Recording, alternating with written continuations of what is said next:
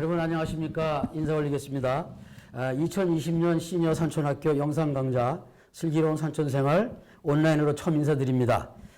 혹시 아시는 분이 계시겠습니다만은 대부분 아마 처음 뵙는 분들이실 텐데요. 여러분 생명의 숲에서 진행하는 시니어 산촌학교에 대해서 혹시 들어보신 적이 있으십니까? 채팅창을 잠깐 좀 보겠습니다.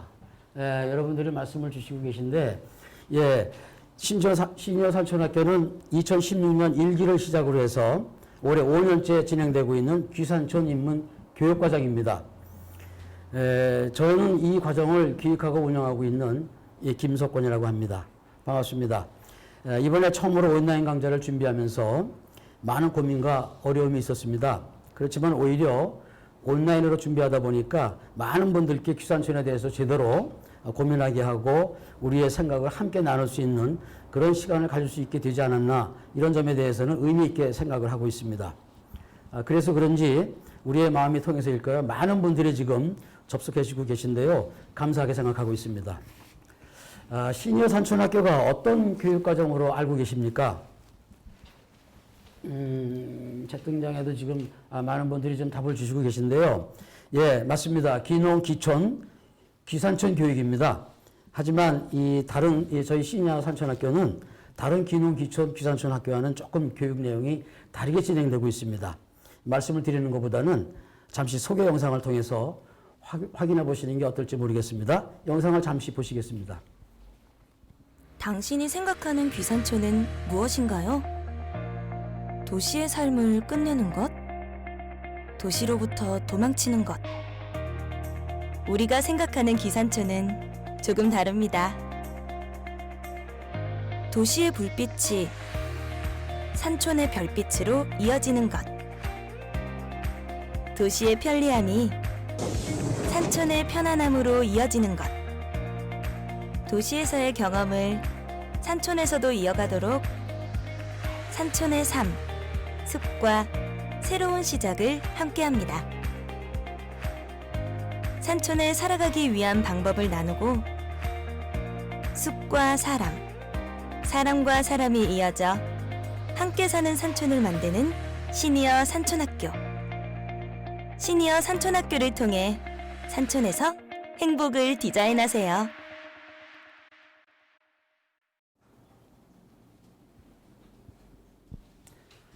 예, 영상을 잘 보셨습니까? 기존 보통의 교육과정은 귀산촌과 관련한 정책, 정보, 경제적인 문제, 기술적인 문제, 이런 교육에 집중하고 있는데요. 우리 교육과정의 핵심은 이른바 삶터를 바꾸는 그런 문제이기 때문에 귀산촌에 대한 편견을 깨고 귀산촌을 정말 해야 할지 말아야 할지, 그리고 한다면 어떻게 하는 것이 옳은 것인지 다시 생각하게 하는 그런 교육과정이라고 말씀드릴 수 있습니다. 심지어는 교육을 끝내고 귀산촌을 도저히 해서는 안 되겠구나 라고 할 수도 있는 부분도 있습니다. 오늘 그 내용을 맛보기에 처음 참여하신 분들은 좀 낯선 이야기로 들리실지도 모르겠습니다만, 왜냐하면 사실 우리가 익히 알고 있습니다. 그리고 외면하고 있는 것이 많은 분들이 귀산촌을 통해서 도시를 떠났다가 정착하지 못하고 도시로 되돌아오는 경우가 너무나 많이 있습니다. 이 사실이 내 얘기는 아닐 거야, 내 경우는 아닐 거야 라고 생각을 하시는 분들이 계실 수 있겠는데요. 오늘은 이 말씀을 들어보시고 내 생각이 맞는지, 귀산촌에 대한 가지고 있었던 나의 편견은 없었는지, 이런 것들을 한번 확인해 볼 수 있는 시간이 되시기를 바랍니다. 자, 그럼 본격적으로 시작하기에 앞서 참여해 주신 여러분들에게 이벤트를 좀 안내 말씀드리도록 하겠습니다. 지금 진행되고 있는 이 화면을 캡처하셔가지고 산촌학교 온라인이라는 해시태그와 함께 페이스북이나 인스타그램에 인증글을 올려주시기 바랍니다. 추후에 확인해서 선정되신 10분께는 소정의 선물을 보내드리도록 합니다. 선물을 비밀이라고 하는데 사실 화면을 보시면 좀 화면이 나가는지 모르겠습니다만 감이 오시겠죠. 자, 그러면 오늘 참여하신 분들 소개토록 하겠습니다. 마을연구소 소장 정기성님입니다. 시니어 산촌학교로 강사로 참여하고 계시고요. 농업선진국에 대한 경험과 귀농 관련 전문 식견을 바탕으로 냉철하게 비평하는 시선을 갖고 계신 분입니다. 다음은 김홍식님입니다. 저희 시니어 산촌학교 2기 졸업생으로 현재 홍천으로 귀산촌 하셨습니다.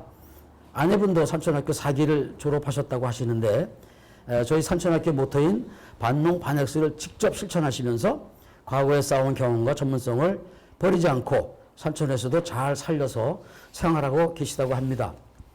다음은 젊은 부부 소개 올리겠습니다. 시니어 산촌학교 초기에 운영 스태프로 활동하셨는데 현재는 양평으로 귀산촌 하셔서 생활하고 계십니다. 김신범, 안정화 부부 되십니다. 결혼하자마자 유럽 농가에 오랫동안 지내면서 진정한 행복한 삶이 무엇인지를 발견했다고 하시는데요. 청년 예비 귀산촌들 사이에서는 이분을 모르시면 간첩이라고 할 정도로 아주 유명하신 분들입니다. 마지막으로 우리 국립산림과학원에서 산촌 분야 연구를 담당하고 계십니다. 오늘 참여하신 분들께서 말씀하시는 가운데 우리 박사님께서 좋은 아마 의견을 주실 것 같습니다. 김성학 박사가 참여하셨습니다. 오신 분들 모두 반갑습니다. 자, 우리 카메라 보시고 한번 손 한번 흔들어 주세요. 우리 시청자분들 고맙습니다. 지금 이런 화면들도 캡처하셔가지고 인증하시면 좋겠네요. 참여하신 분들께서도 간단하게 우리 시청자분들께 직접 인사하는 것도 좋지 않겠습니까? 우선 정기선님부터 한번 부탁드리겠습니다. 예, 저는 뭐 귀농한 지 한 19년 차 정도 됐고요. 예, 무주에 지금은 살고 있습니다. 저는 주로 마을을 연구하는 일을 하는데요. 요즘 코로나 상황 때문에 여기저기 마을을 돌아다녀야 되는데 돌아다니지 못해서 좀 안타깝고 깝깝했는데 뭐 비록 온라인이지만 마을에 대한 이야기 그리고 마을에 살아야 하는 이야기 귀농이나 귀산촌이라는 이름으로 나누게 돼서 반갑습니다. 예, 반갑습니다. 다음은 우리 김신명님 부부 소개 부탁드리겠습니다. 네, 안녕하세요. 양평에서 종합재미농장을 함께 하고 있는 안정화, 김신범입니다. 네, 저 이렇게 생명숲과의 인연으로 이런 자리에 초대돼서 감사하게 생각하고요. 재밌게 참여하도록 하겠습니다. 반갑습니다. 예, 아주 젊으신 청년 부부신데 말씀하신 솜씨가 아주 보통이 아니신데요. 기대가 큽니다. 반갑습니다. 다음은 우리 김성학님 네. 소개 부탁드립니다. 네, 여러분 반갑습니다. 네, 조금 전에 소개받은 국립산림과학원에서 산촌 분야 연구를 하고 있는 김성학이라고 합니다. 뭐 저는 오늘 이 시간 이후에도 내일 모레 있을 강의를 통해서도 또 여러분들을 찾아뵐 수 있을 것 같습니다.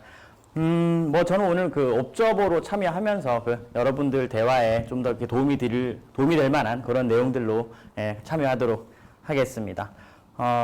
근데 아까 하시면서 한 분 소개 빠뜨리신 거. 걱정이 되시는가 보다. 네, 빠뜨리신 것 같아요. 알고 있습니다. 아주 중요하신 말씀인데 자연스러운 진행을 위해서 제 옆자리에 모셨습니다. 우리 김홍식님 소개 부탁드리겠습니다.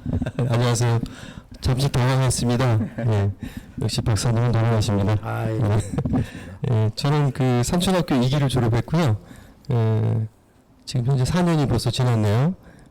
그때 제가 이제 수강생 입장이었는데 이렇게 또 오늘 박사님하고 또 여러분들과 함께 이야기를 나눌 수 있게 돼서 감회가 매우 새롭습니다.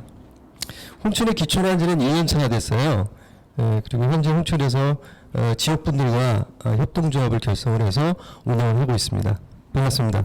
예, 오랜만에 뵙는 것 같습니다. 4년 전 교육을 진행했던 기억이 좀 가물가물한데 얼굴을 뵈니까 기억이 나네요. 그때 우수한 성적으로 졸업하지 않으셨어요? 아니 무슨 그때 성적표 주셨어요? 예, 반갑습니다. 근데 왜 하필 홍천으로 가셨어요? 참. 뭐 우연치고는 아무튼 순진했습니다. 제가 그때 일간지를 광고를 보고 그쪽 무작정 찾아가서 땅을 구입을 하게 됐어요. 그리고 상주택에 이제 경사진 이렇게 밭이었는데 아무것도 없었죠. 이제 전망이 좋다고 그냥 무조건 구입을 하게 됐었는데 아무튼 제가 이제 거기다 컨테이너 하나 덜렁 갖다 놓고 왕래를 시작했는데 너무 뜨거운 거예요. 그물도 없고 그래서 그때부터 나무를 심기 시작했고요. 주변을 가꾸기 시작을 했습니다. 그리고 컨테이너도 이렇게 리모델링으로 거듭나서 하베트 3방이라는 이름을 갖게 됐고요. 그리고 그러던 중에 이제 생명의 숲의 산촌학교를 만나게 됐어요. 그래서 그를 통해서 기산촌의 그런 꿈을 구체화시킬 수 있었고요.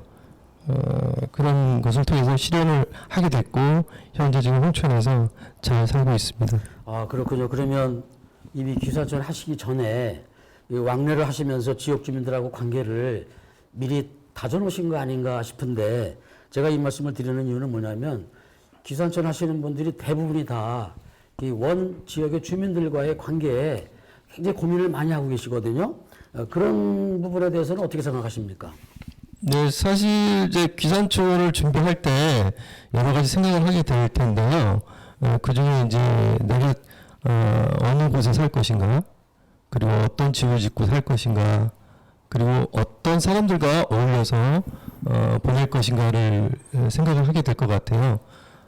그렇다고 하면 저 같은 경우에는 귀산촌을 준비하는 과정에서 주변에 있는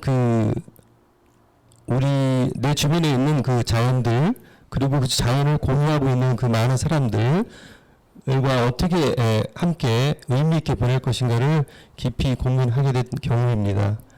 그러다 보니까 저는 그것의 한 방법으로 마을의 공동체의 일원으로서 참여해야 된다는 생각을 갖게 되었습니다. 그래서 마을 사람들과 꾸준하게 교류를 했고 그 과정에서 많은 걸 배웠고요.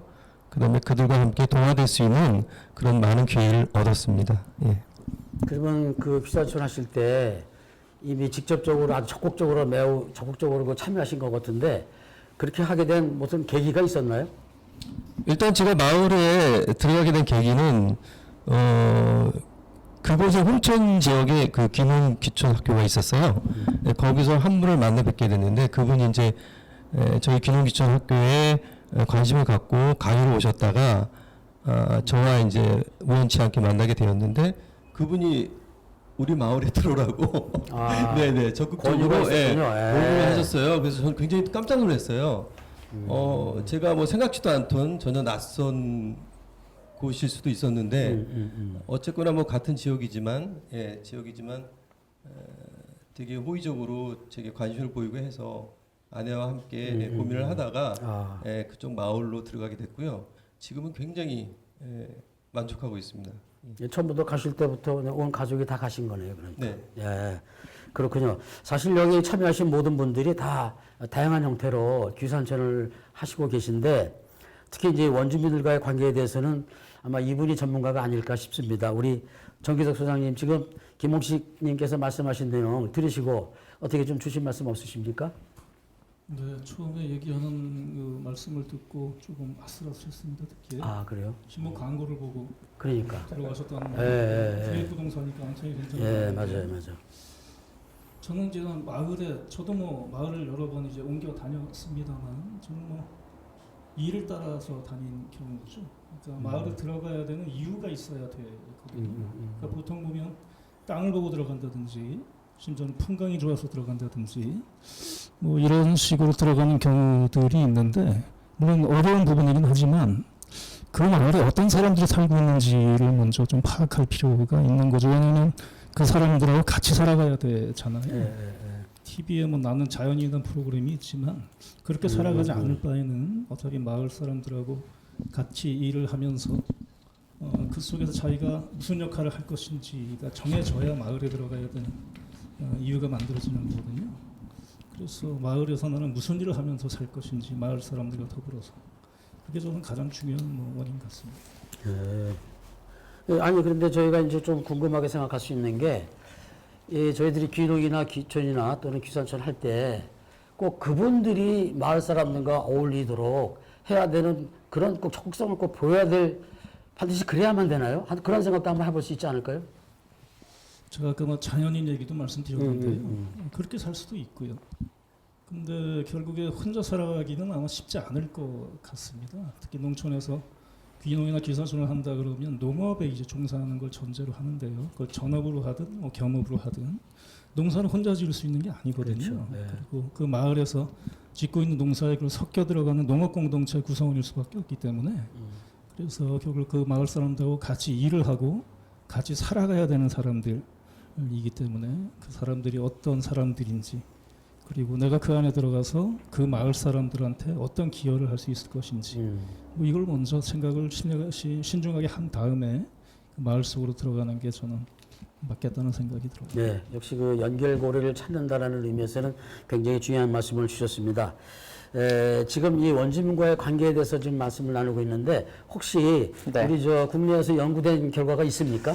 그 뭐 저희가 이제 그 산촌 분야 연구를 하면서 이렇게 좀 여러 가지 경우들을 봅니다만은 일단 뭐 저희가 최근에 조사한 바에 따르면은 귀산촌 하시는 분들의 첫 번째, 두 번째 고민거리가 소득 창출과 마을 주민과의 관계 그 두 가지에 대해서 굉장히 고민들을 많이 하세요. 근데 많이 하시는데 뭐 실질적으로 이제 최근에 이게 산촌 마을들을 다녀보면은 뭐 인구 소멸 그러니까 뭐 지방 소멸에 대한 이야기들이 많이 나오고 뭐 그 인구 절벽에 대한 이야기들 최근에 이슈화되면서 사실 산촌 주민들도 그런 부분들에 대한 고민을 많이 하시면서 뭐 누구라도 우리 마을에 들어와서 살아준다라고 하면은 참 고마운 일이지라고 이렇게 말씀하시는 분들이 예전과 다르게 최근에 많이 늘어나는 경향들을 좀 볼 수가 있더라고요. 그래서 뭐 그런 부분들뿐만 아니라 또 이게 뭐 다른 뭐 농촌경제연구원 쪽에서 이렇게 조사된 바에 따르면 역귀농 기촌 하시는 분들의 아주 적은 퍼센트가 마을 주민과의 관계 문제로 이렇게 올라오고 뭐 큰 퍼센트를 차지하는 것들은 뭐 영농 실패라든가 건강 문제 뭐 이런 부분들 때문에 이렇게 많이들 역귀농 기촌을 하시는데요. 이게 물론 이제 그 산촌 마을이라는 어떤 특성이 굉장히 그 시족 중심의 어떤 사회적인 특성을 많이 갖고 있어요. 그러다 보니까 사실 그런 부분들에 대해서 이렇게 충분히 내가 이렇게 인지하지 못하고 들어갔을 경우에 문화적, 사회적 어떤 차이나 이런 것들로 부딪히는 경우들이 좀 생기지 않을까라고 하는 어떤 그런 우려가 있긴 있습니다. 네. 지금 말씀 중에 좀 마음에 와닿는 용어가 갈등이라는 용어가 있지 않습니까? 이제 갈등이라는 단어가 마음에 와닿는데 좋은 말씀 감사합니다. 그래서 조금 덧붙이자면 많은 분들이 이렇게 마을 사람과 어울리는데 지금 힘들어하시는 분들 계시잖아요. 이제 그런 분들은 오히려 이제 지인분들이나 또는 이제 친족들과 함께해서 단체로 여러분이 같이 이렇게 그 귀농, 귀촌, 귀산촌 하시는 경우가 있는데 그것도 하나의 대안이라고 볼 수 있겠죠. 이제 근데 이제 문제는 같이 가신 그분들 사이에서 어떤 문제가 발생하면 그 문제를 해결하는 게 오히려 더 관계를 회복하는데 어렵다는 말씀들을 많이 주고 계시거든요. 그래서 이런 점도 아마 인식하고 아마 실행할 때 좀 사전에 고려해야 되지 않을까 이런 말씀도 한번 덧붙여 봅니다.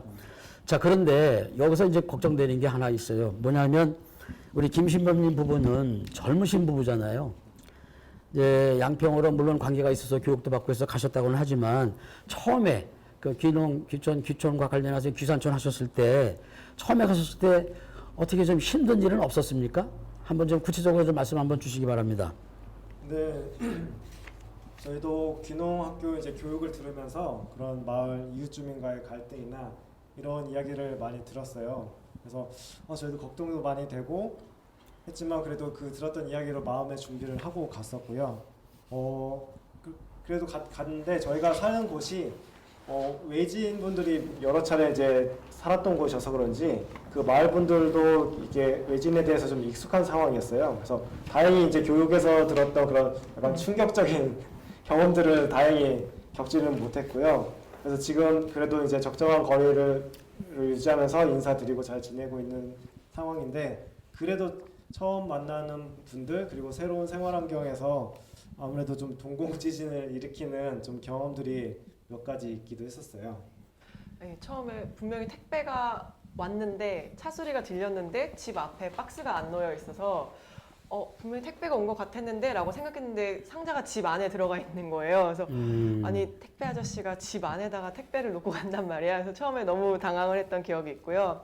또 이제 저희가 막 관행농으로 농사를 짓지 않고 조금 다른 방식으로 하다 보니까 동네 어르신들께서 계속 이제 농사를 하고 있는 거냐, 이게 좀 이때는 이런 걸 더 해야 되지 않겠냐 이런 식으로 이제 지나다니시면서 볼 때마다 얘기를 해주셨어요. 그래서 처음에는 이제 그런 부분들이 조금 당황스럽기도 했는데 그 젊은 애들이 와서 아무것도 모르고 이제 그냥 땅도 제대로 못 쓰고 있다 약간 이런 느낌으로 저희를 지켜보셨는데 보니까 얘네가 이제 1년이 지나고 2년이 지나고 뭘 하는지 모르겠지만 되게 열심히 일하는 것 같으니까 지금은 조금 이제 아이고 고생하네, 그리고 이제 그 걱정하는 마음 반 이렇게 해서 이제 얘기를 해주시고는 계세요. 그래서 저희도 이제 처음에 그 당황스러운 마음은 조금 줄어들었고, 이제 저 마음들이 우리를 이제 걱정하시고 조금 잘 살았으면 좋겠어서 저러시는 거구나, 이렇게 이제 이해를 하려고 하고 있죠. 조금 말씀이 좀 약간 스쳐 지나가신 부분이 있는데, 그 동네 어르신들이 걱정하는 정도의 영농법, 혹시 무슨 영농을 하시길래 동네 어르신들이 걱정하셨나요? 네. 한마디로 쉽게 말하면 밭에 풀이 많습니다.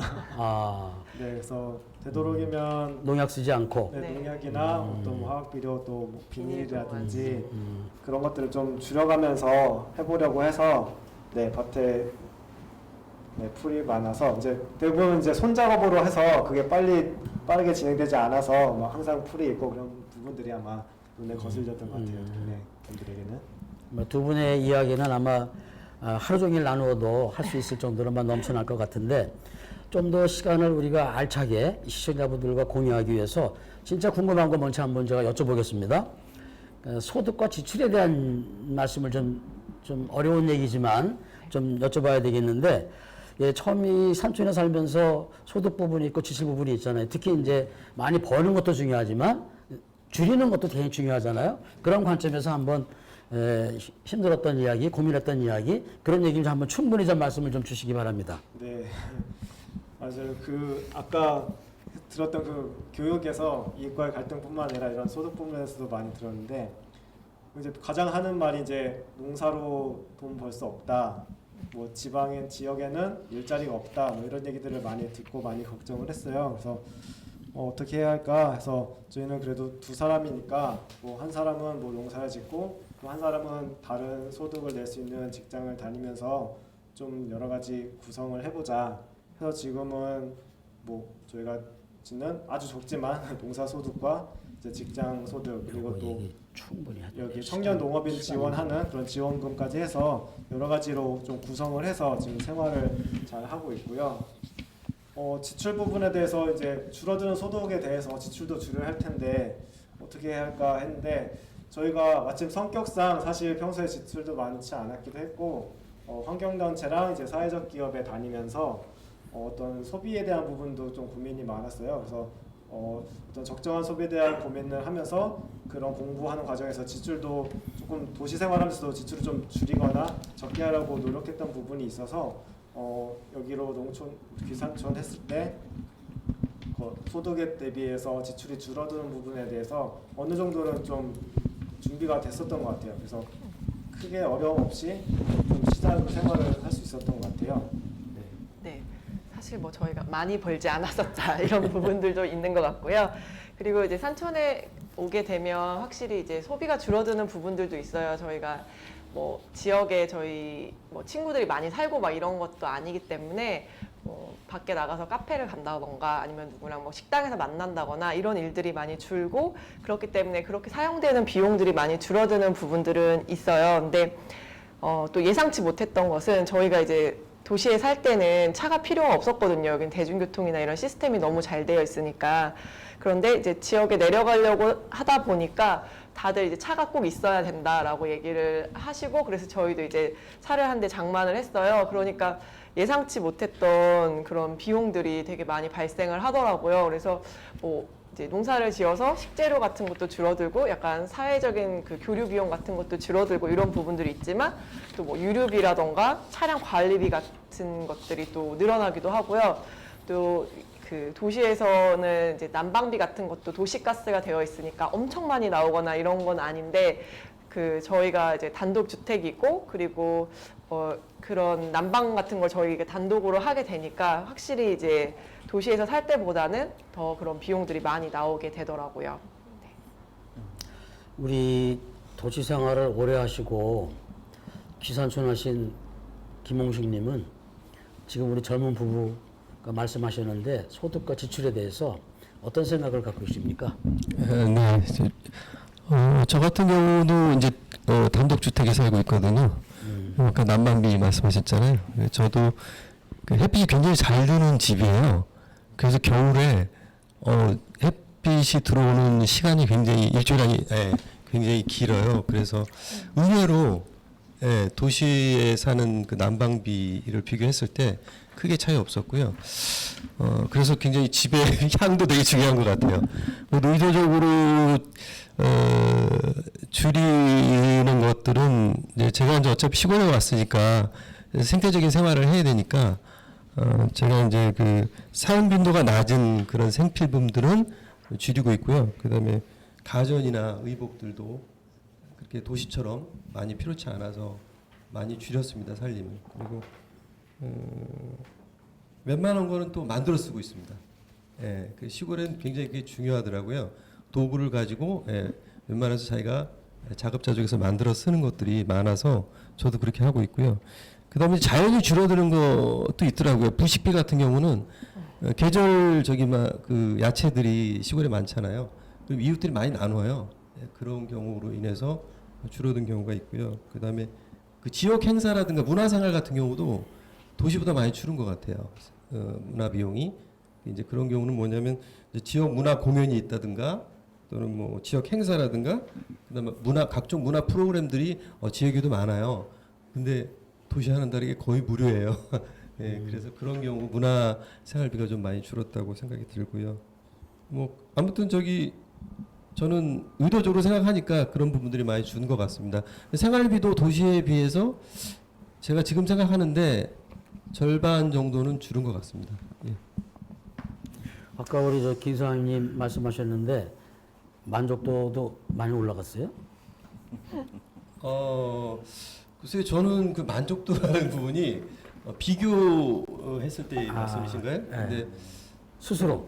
네, 많이 올라간 것 같습니다. 많이 올라간 것 네, 같습니까? 보니까. 네. 혹시- 행복 지수도 많이 올라가고. 혹시 사모님도 저희 산촌학교 졸업하셨잖아요. 네. 사모님은 별도로 하시는 활동 없으십니까? 저희는 사실은 사전에 좀 준비를 했어요. 시골에서 어떤 일을 할까 하고 그리고 또 그쪽 마을에 간 계기도 저희를 제 역할이 있었고요.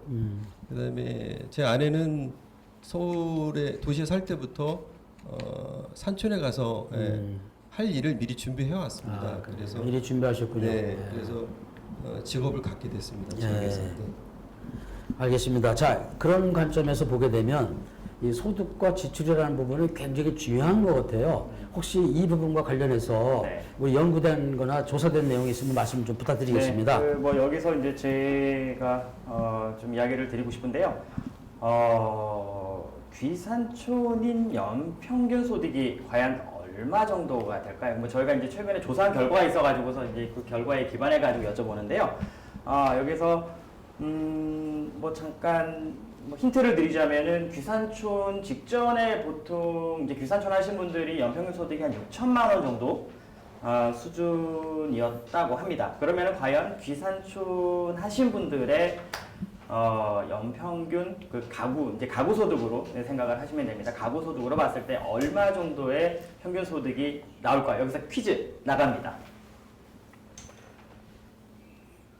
채팅창 한번 확인을 해보겠습니다. 어떻게 대략 한번 얼마 정도가 될까요?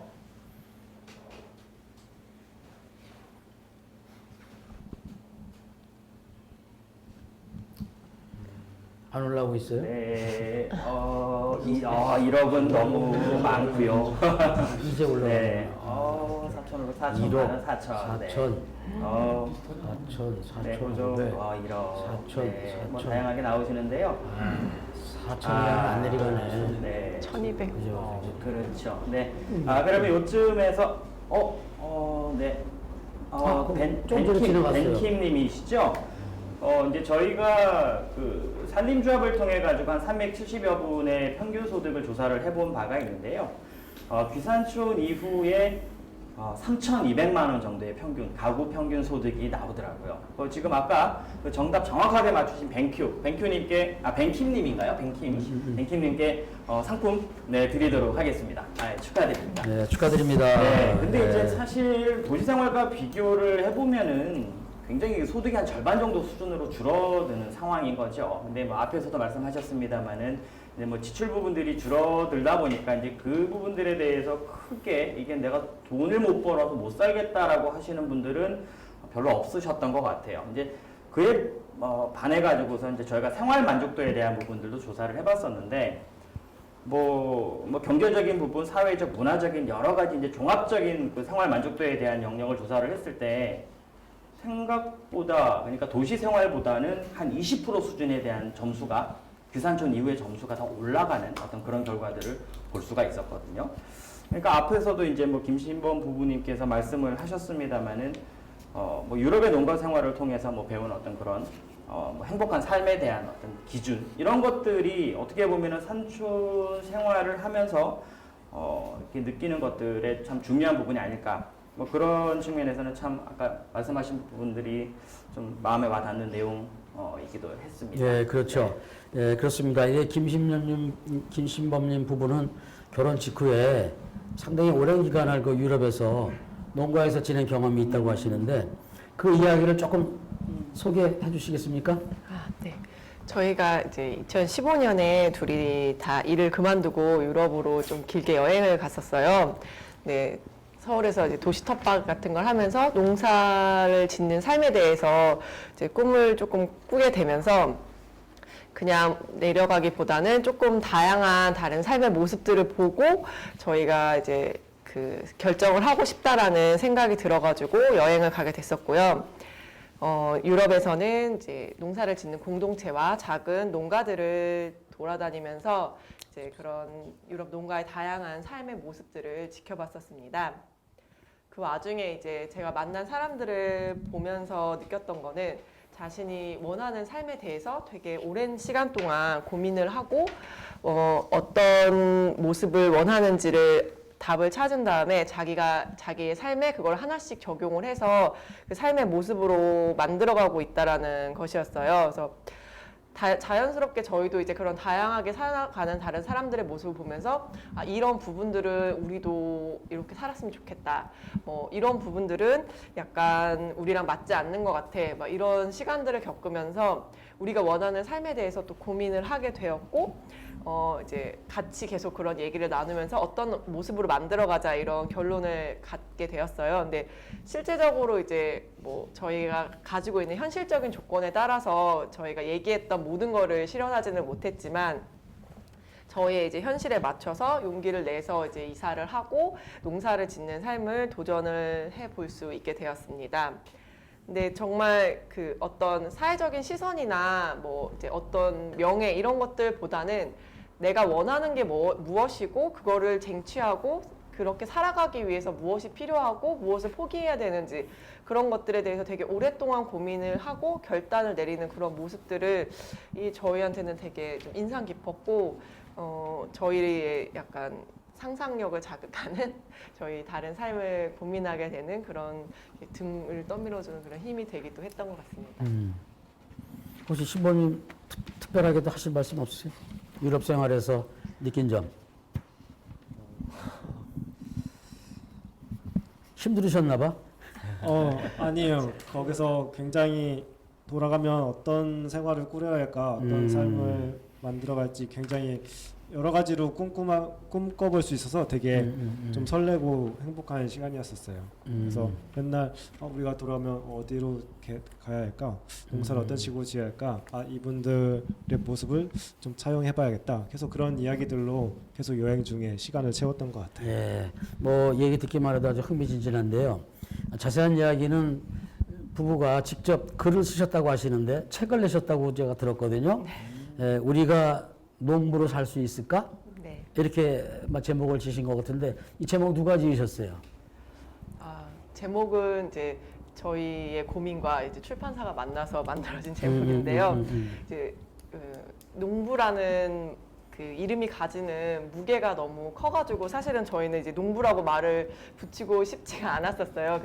책을 처음에 이제 내면서는 우리가 농사를 지으면 살 수 있을까라는 식으로 이제 저희 고민을 책 제목으로 담았던 거였는데요. 아무래도 이제 일반적으로 생각하는 이제 농부라는 단어를 다 같이 일반인들이 이해하는 의미가 있기 때문에 출판사에서 좀 이제 그렇게 딱 들어오는 제목으로 이렇게 같이 조율을 한 거였어요. 이 짧은 시간에 다 내용을 들을 수 없지만 여하튼 두 분이 쓴 책을 보시게 되면 아마 많은 분들이 공감하시는 부분도 아마 계실 거로 생각이 됩니다. 구체적으로 우리 해외 농업 정책이나 또는 농가의 라이프 스타일에 대해서는 우리 정희석 소장님이 많은 부분을 좀 전공하셨기 때문에 얘기를 주실 수가 있을 것 같은데 좀 충분히 좀 부탁드리겠습니다. 예, 저는 이제 그 마을을 연구한다고 말씀드렸는데 구체적으로는 마을에서 뭘 해서 먹고 살지 집중하고 있습니다. 그게 뭐 제 문제이기도 하고요. 그리고 농촌에 살고 있는 농민, 뭐 농촌 주민도 마찬가지지만 먹고 사는 일이 쉽지 않거든요. 그래서 그게 한국이라는 사회에서는 여러 가지 이유 때문에 법, 제도, 정책 뭐 이런 것들이 있죠. 그래서 출구가 잘 안 보였는데 한 5, 6년 전에 좋은 기회가 와서 저도 태어나서 처음으로 나라 밖을 나가봤는데요. 하필이면 처음 나가본 게 세계에서 가장 행복하게 살고 있는 사회를 갔다 와서 굉장히 큰 충격을 받았습니다. 그게 이제 독일, 오스트리아예요. 그 농부들도 당연히 행복하죠. 행복한 이유는 그들도 제가 관찰해본 결과 뭐 그래봤자 한 달 남짓이지만 농사를 져서 못 먹고 살더라고요. 거기는 이제 우유 농사를 짓잖아요, 낙농을. 우리나라는 평균 농가당 1.56헥타, 거기는 50헥타, 60헥타거든요. 물론 초지지만. 그래서 거기는 농민들이 먹고 살 수 없는, 그래서 불행해질 수 있는, 그게 사회의 문제, 국가의 문제가 될 수 있는 걸 사전에 어떻게 차단을 하냐면 직불금이라는 제도로 상징이 되는 이제 농정을 펼치죠.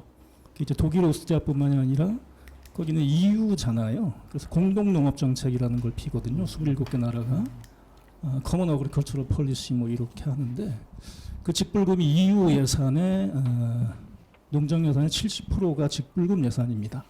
그 얘기는 간접적인 사업을 하지 않고 중간에 어디로 셀지 모르는 농민들의 통장에 바로 자동이체 시켜줘 버리는 거죠. 그들도 처음에는 간접적인 공동체 사업 이런 걸 많이 했을 거예요. 근데 이게 하다 보니까 가장 예산을 효과적으로 쓰지 못하는 방법이겠다는 이제 자조가 있었던 거죠. 그래서 직접 지불하는 시스템으로 바뀐 지가 꽤 오래됐고요. 이게 효과적이다 보니까 자꾸 예산이 늘어나는 거죠.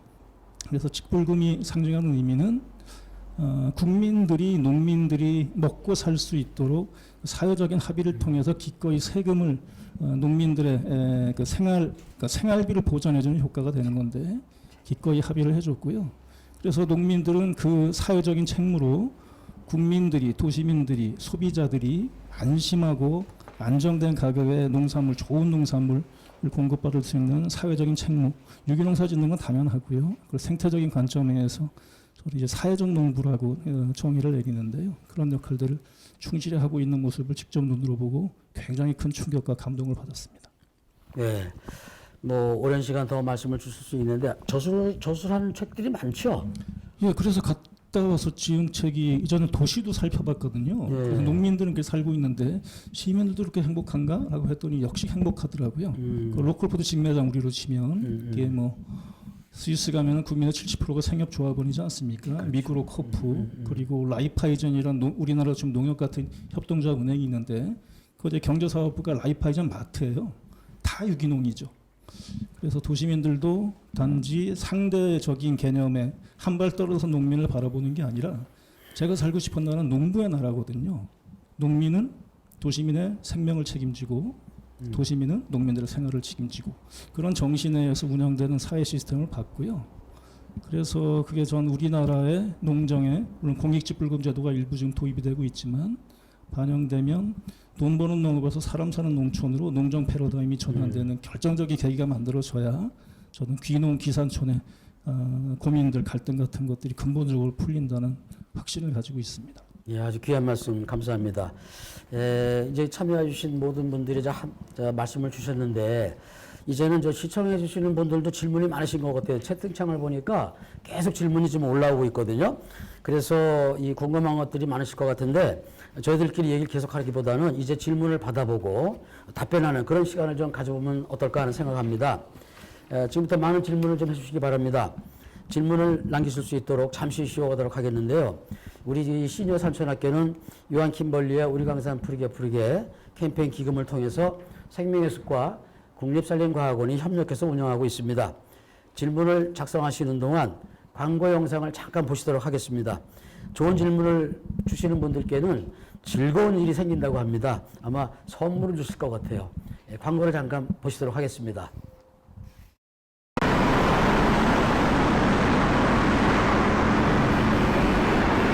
부담감도 책임감도 우울함도 속상함도 잠시 내려놓고 이 순간만 받아들이기.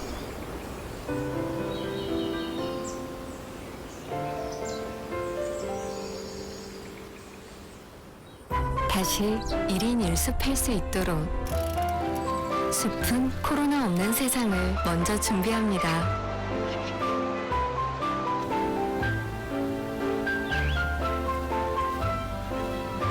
우리 곁에 더 많은 숲을. 우리 강산 푸르게 푸르게. 유한 킴벌리.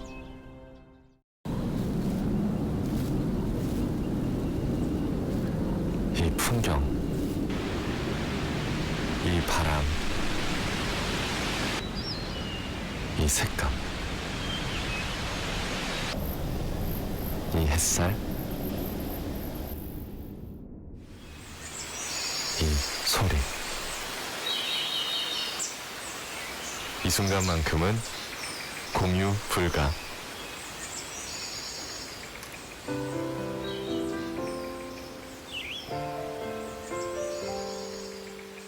다시 1인 1숲 할 수 있도록 숲은 코로나 없는 세상을 먼저 준비합니다.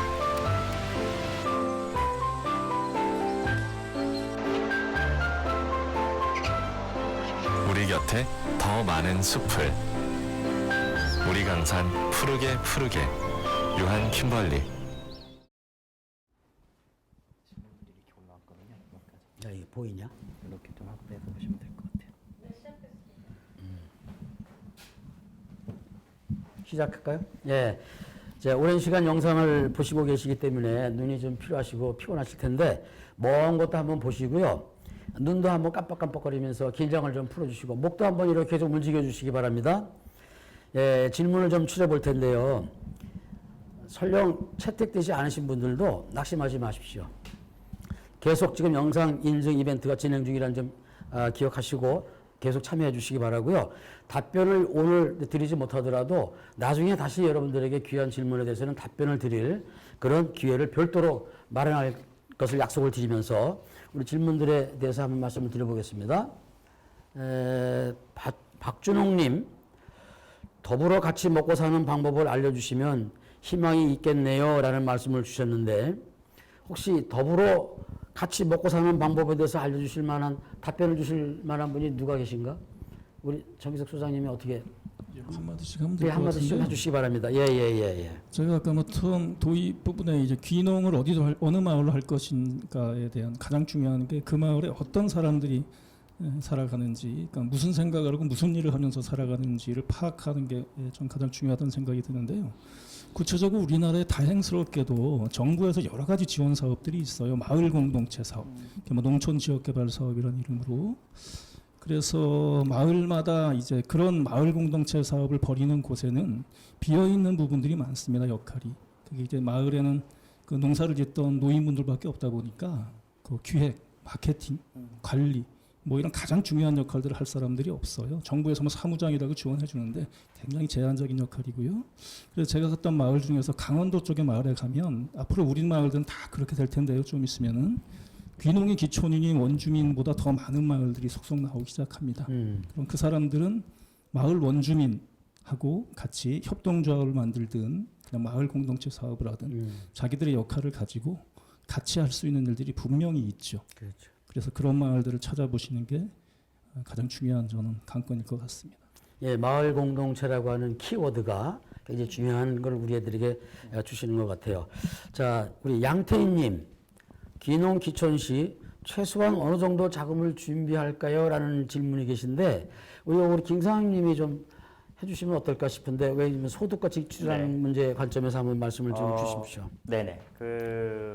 일단 귀농귀촌하는 형태에 따라 굉장히 틀립니다. 특히 이제 산촌 지역으로 가게 됐을 경우에 이제 물론 이제 어촌이나 농촌보다는 그 농지 비용이나 어떤 임지 뭐 임대를 한다던가 아니면은 토지 집을 짓기 위해서 어떤 토지를 구입하는 비용이 농촌이나 어촌보다 훨씬 더 저렴하게 이렇게 들어갈 수는 있죠. 근데 이게 뭐 지역마다 워낙 지가들이 틀리고 이러다 보니까 뭐 얼마의 돈을 갖고 들어가야 된다라고 하는 사실 기준은 좀 없긴 한데 일단은 뭐 귀농 귀촌 어떤 그 귀어보다는 귀산촌을 하는 것이 그 일단 초기 접근하는 비용에 대한 부분들은 분명히 낮게 시작을 할 수 있다라고 하는 것들이 있고요. 그리고 아까 이제 잠깐 말씀하셨습니다마는 뭐 지역에 들어가게 되면은 그 공동체 활성화 사업이나 여러 가지 일자리들이 많이 있습니다. 생각보다 뭐 제가 직접 1차 산업을 통해서 소득을 올릴 수도 있는 거지만 그 이외에도 다양한 사회적 일자리나 이런 것들이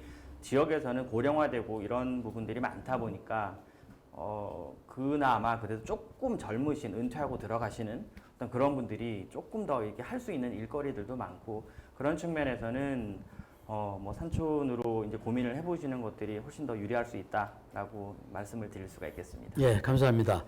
자, 이어서 우리 권재진 님께서 질문을 주셨는데 원주민과 외지인들 간의 갈등 해소를 위한 방법론 같은 게 있나요? 이렇게 물어보셨네. 뭐 뚜렷한 해답은 없을 것 같지만 여하튼 그래도 두 영역이 만나는 거잖아요. 영역 간의 연결고리에 대한 개념이기 때문에 우리 그 들어가셔서 사시는 홍천에 계시는 우리 김홍식 님이 한번 말씀을 주시도록 합시다. 네, 예. 뭐 제 경험이죠. 예. 뭐 비록 2년 차지만 사실은 15년 정도를 계속 그 지역을 왕래하면서 이렇게 보고 느끼고 했던 부분들이 또 일부 있고요. 굳이 말씀을 드리자면 사실은 갈등이 오기 전에 사전에 그 마음가짐이 더 중요한 것 같아요. 도시하고 시골은 분명히 문화적 차이가 있습니다. 내가 도시에 살면서 그 문화를 그대로 가지고 시골로 들어가서 그거를 고집한다면 그건 갈등의 소지가 있습니다. 저는 아까 뭐 정기석 선생님도 말씀하셨지만 나의 역할을 가지고 그 지역에 들어가서 그분들하고 융화가 되려면 그 문화를 수용을 하고 용납을 해줘야 된다는 생각을 하고 있어요. 그래서 그런 부분들이 중요한 요인이라고 보고요. 예방 차원에서 중요한 요인이고요.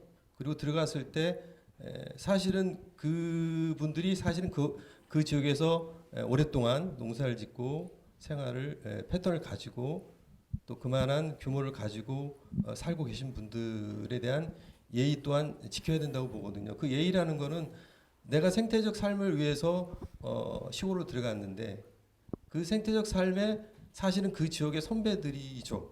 그 지역 분들이 평생을 농사를 짓고 자연에 순응하면서 살았던 분들이죠. 엄청난 큰 훌륭하신 분들이죠. 저보다 앞서 생태적 삶을 살고 계시니까 당연히 배워야 되고요.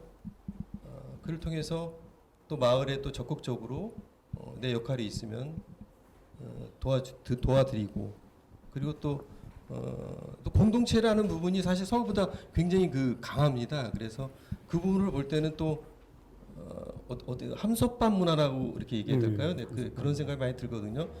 하여튼간 들어가면은 밥 먹는 기회가 굉장히 많아요. 밥을 자주 드시면 돼요. 네, 마을 분들하고 밥을 자주 드시면 되게 친해지고요. 또 그 사람들을 더욱더 이해하게 되고 또 그 문화를 또 수용을 하게 되고 그러다 보면 자연적으로 그 갈등들이 소지가 줄어든다고 생각을 하고 그렇게 가야 된다고 보고 있습니다. 예, 고맙습니다. 우리 저 반달킴 아이디 쓰시는 분인데요. 우리 생활비가 많이 줄었다고 하셨는데 어떤 부분에서 저렇게 됐네요. 아마 설명이 조금 있긴 있었는데 우리 저 김시범님 부부 좀 말씀을 주셨으면 좋겠네요. 생활비가 줄은 부분에 대해서. 저희는 엄청 많이 줄지는 않았는데요. 이제 줄었던 부분들은 이제 밖에 나가서 사람을 만나면서 뭐 식당이나 카페 가서 이제 쓰는 것들 그런 부분들이 좀 많이 줄었고요. 뭐 영화관이나 뭐 공연장 같은 것도 시골에 잘 없으니까 그런 비용도 많이 좀 줄었어요. 그 대신에 조금 지역에서 제일 잘 돼 있는 복지 시설이 도서관이더라고요. 그래서 도서관에 신착 도서 같은 것도 신청하면 엄청 바로바로 들어오는 거예요. 그래서 오히려 책을 좀 더 많이 읽게 되고, 그래서 이제 좀 그런 문화생활이나 사회생활 비용이 많이 줄었고, 그다음에 저희가 아무래도 농사를 짓고 있으니까 농작물 그리고 그런 식자재를 사는 비용들이 조금 많이 줄었어요. 근데 그래도 뭐 생활비 줄은 거. 그래서 뭐 그래도 이제 사 먹는 부분들이 있긴 있죠. 뭐 육류라던가 아니면 뭐 두부, 뭐 우유 뭐 이런 식으로 저희가 키우지 못하는 부분들은 사 먹기 때문에 아예 없어지는 비용은 아니지만 식재료비 같은 게 많이 줄었습니다. 근데 좀 연결해서 제가 한 말씀 좀 올리면, 두 분이 지금 젊으시잖아요. 다른 분들보다. 도시에서 아마 신혼생활을 이렇게 하시면 하고 싶은 것도 많고, 보고 싶은 거, 가고 싶은 거, 뭐 이런 거 많이 있잖아요. 그런 것들에 대한 해소 방법은 어떻게 따로 있습니까? 예를 들어, 이게 젊은 귀산촌인들이, 지금 예비 귀산촌인들한테는 굉장히 중요한 정보가 될 것 같아요. 팁이 될 것 같아서 모든 걸 다 감내만 할 수는 없지 않느냐. 그렇다면 그것을 어떤 방식으로 우리가 풀어갈까? 그것도 하나의 해법이 될 수 있을 것 같은데, 말씀을 주실 수 있을까요? 제가 젊은이들 대표되는 성격이 아니어서 그래요. 답이 될지 모르겠지만 저희는 모르겠어요. 사실은 취미가 텃밭 가꾸기였기 때문에 밭을 가꾸는 것에 그러시구나. 그것 좀 최적화가 되어 있는 것 같아요. 다행인지 불행인지.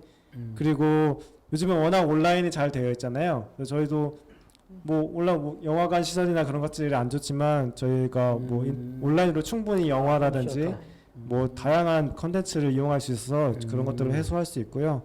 아까도 저희가 사실은 저희가 필요하지 않던 차를 가지게 돼서 부담감이 있었긴 했지만 사실은 다중차를 이용해서 어디든지 갈 수 있기 때문에 그런 조금 저희가 좋아하는 밭과 이런 산촌이지만 또 다른 도시 지역으로 또 다른 형태의 휴식을 취하러 가기도 하거든요. 그래서 그런 이동성이나 온라인 같은 좀 그래도 그런 기술들이 저희 산촌 생활할 때 적절한 도움이 되고 있는 것 같습니다. 그래요. 고맙습니다.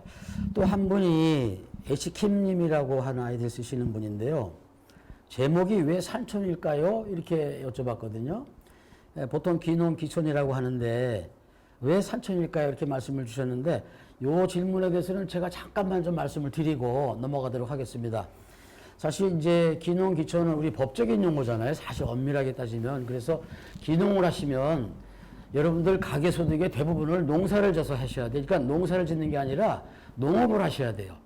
귀촌의 경우는 농업의 소득으로 생활을 하셔야 되기 때문에 이 귀농 귀촌이라고 하는 큰 틀에 들어가시는 것보다는 우리 농경 생활의 기본적인 우리 공간 구조, 산이 있고 마을이 있고 농경지가 있는 곳에 들어간다 생각하실 때 어디에 가서 우리가 몸을 누이는 게 좋을까 하면 산자락에 안온하게 들어서는 게 굉장히 좋거든요. 특히 요새 코로나 시대에 숲이라고 하는 것들이 사람들에게 많은 위안을 주고 있고 접근하기도 좋고, 허벌판보다는 오히려 위화감이 있어서 굉장히 편안감을 준다고 많이 해요. 그래서 귀산촌이라고 하는 것은 행정부서의 산림청에서 관할하는 부서이긴 영역이긴 합니다만, 그걸 떠나서 우리가 산촌에 가시더라도 앞에 농경지가 있고 마을이 있는 거예요. 그러니까 왜 따로 사는 것이 아니라, 그래서 귀산촌이라는 말들이 새롭게 우리들에게 돌아갈 수 있는 새로운 정주 공간으로서의 개념으로 받아들이시면 좋을 것 같아요. 꼭 산속에 집 짓고 사는 것이 아니라 산과 마을과 농경지가 있는 그 공간에 들어가신다, 이렇게 이해하시면 될 것 같습니다. 어떻게 이해가 되셨는지 잘 모르겠고요. 여러분들에게 그 외에도 우리 김홍식님 한 가지만 간단하게 말씀을 주시겠습니까? 아주 간곡하게 여쭤본 게 있는데, 김종국 님이신데 협동조합은 어떻게 운영되나 이렇게 말씀하시는데 복잡하니까 아주 간단하게 본인이 하고 계신 예를 들어 협동조합이 있으시면 사례로 말씀을 주실 수 있습니까? 그냥 사례로 말씀드리겠습니다. 예. 저 같은 경우에는 지역분들로 구성이 되어 있는데요. 그분들도 사실 귀산촌 하신 분들이에요. 그분들이 이제 그 지역에서 아까 정기석 선생님 말씀처럼 기여할 수 있는 일들을 찾고 있었어요. 그래서 마을 사업 말씀하셨지만 마을 사업이라든가 거기에 결부된 각종 그런 사업들을 그 지역에서 그 인력 부족 현상이 좀 있어요. 그래서 도시에 살면서 그런 능력을 가지신 분들, 재능을 가진 분들이 가셔서 그런 부분들을 채워드리는 거죠. 그러면서 이제 그런 부분의 역할 때문에 그럼 우리가 이제 그런 분들을 모아서 협동조합을 조성을 해서 적극적으로 같이 참여하고 마을 사람들과 함께 하는 게 좋겠다 해서 그렇게 협동조합을 설립하게 됐습니다. 네, 감사합니다. 또 우연히 채팅창을 보다가 눈에 띈 한 부분이 있어요. 뭐냐면 이 귀산촌 하신 지 5년 지나셨는데 아직 정착을 못 하셨다고 이렇게 올렸어요. 그래서 그걸 반대로 얘기를 들어보시면 혹시 김홍식 님은 지금 사시면서 도시로 되돌아가고 싶다 하는 순간은 없었습니까? 지금 아직 기산촌 2년 차잖아요. 네. 사실 뭐 아직은 그 절실한 건 없었고요. 단지 있다면 아쉬움이 좀 있는 게 있어요. 그러니까 도시에 살면은 이제 평생 교육이라는 게 있잖아요. 도시에 이제 은퇴하고 나서 시니어들이 이제 또 제2 인생을 준비하기 위한 어떤 그런 교육들이 많잖아요. 근데 지방 같은 경우는 사실 그 인프라가 좀 부족해요. 그래서 내가 뭐를 이렇게 찾아서 배우려고 하면은 내 거리도 있고 도시로 가야 되니까 그런 교육들을 좀 받을 수 있는 여건이 좀 조금 부족하고요. 그다음에 두 번째는 사실 도시에서 굉장히 양질의 의료 서비스를 받았어요. 어디가 아프면 즉각 뭐 동네 의원에 가도 아주 진료가 꽤 만족스럽게 나오고 했는데 지역에는 좀 그게 부족합니다. 그래서 좀 아프면 도시로 꼭 나가야 되는 그런 불편함이 있어서 좀 그런 부분이 좀 아쉽습니다. 예, 그러네요.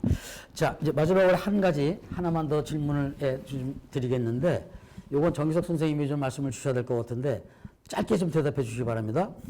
귀산촌을 성공하려면 꼭 필요한 것 한 가지 딱 짚어주신다면 무엇을 하시겠습니까? 예, 제가 오늘 계속 얘기하고 있는 건데요. 예. 가서 할 일이 있어야죠. 그 마을에 도대체 왜 들어가는지 그렇죠. 자기가 먼저 자기 스스로 설득이 돼야 되거든요. 안 그러면 뻘쭘해질 수 있습니다. 예. 고맙습니다. 그러니까 뭔가 할 일이 있어야 되겠다라는 건 대단히 중요한 것 같아요.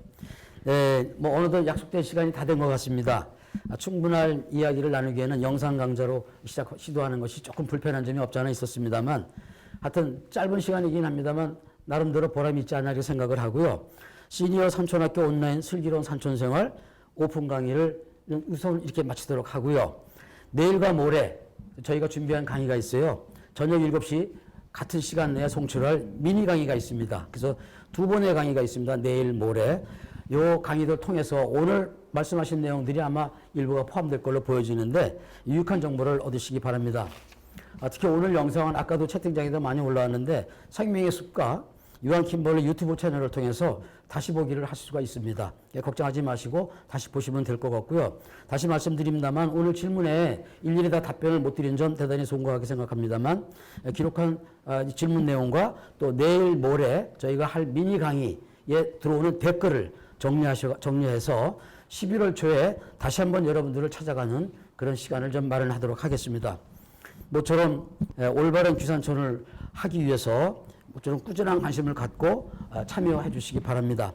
산촌학교 온라인을 가장 빠르게 만나볼 수 있는 방법은 생명의 숲 유튜브 채널을 검색하셔서 구독, 그 다음에 알림 설정을 하시면 될 것 같습니다. 꼭 버튼을 눌러주시기 바라고요.